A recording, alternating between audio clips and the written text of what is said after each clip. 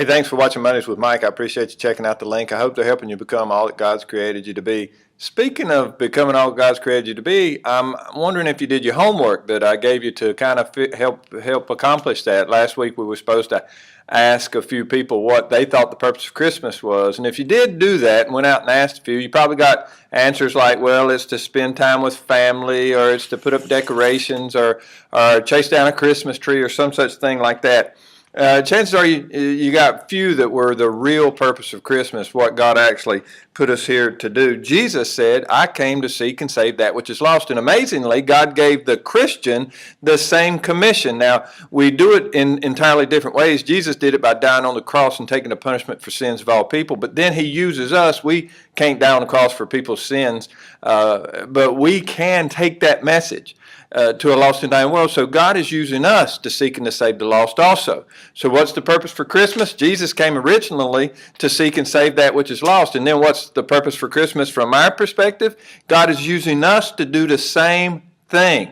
So I ask you, can you say with Jesus, this is what I'm here for. This is why I came, to be used by God to seek and to save that which is lost. Say it with me. God sent his Son into the world to save it. Now say this with me. God is sending me into the world to use me to save it. Will you be able to say with Jesus, the very works I'm doing bear witness that the Father has sent me to do his will? If people follow you around, can they see that what you're doing is testimony or evidence that you're fulfilling what God put you here to do? Will you? Jesus could say that. Will you be able to say that? Will you be able to say with Jesus that as I'm doing the things that are pleasing to him, many people are believing? I think that an active, vibrant follower of Jesus Christ ought to be able to say that as I live the life God's called me to live, and he uses me to reach a lost and dying world, that I will see people come to know Christ as Savior because of how God has used me. If you're able to say that, you'll probably be able to say this. Jesus talked about how his food, his nourishment, what satisfied the longings of his soul, was accomplishing the work that God had given him to do. At the end of the day, the week, the month, the year, and looking forward into the next day, week, month, and year, and longer than that, are you planning to accomplish God's desire for your life? And is that what satisfies you? Because at the end of Jesus' life, he was able to say, I have accomplished why you sent me to that manger.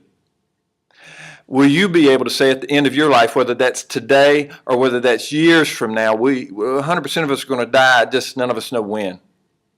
But at the end of that time, will you be able to say, I've accomplished what you sent me here to accomplish? I hope so, because everything else is just hogwash. There's no other reason you're here. All these hectic schedules you're going to have over the next few weeks, all the visits and all those things, they're useless if you just eat a lot and fellowship with folks. But if you fulfill the purpose that God created you to fulfill, then even over these next few weeks, you'll be looking around for opportunities to be used by the Lord. You see, it's a critical question, because you're going to accomplish most likely what you're aiming at. If you're aiming at nothing, you're going to accomplish nothing. If you're aiming at something, you're going to accomplish it within reason. And so if you want to fulfill God's will, you need to be aiming at it, his will for your life. Thanks for watching Mondays with Mike. And the reason Jesus came this Christmas season was to offer you the greatest gift ever, the gift of himself.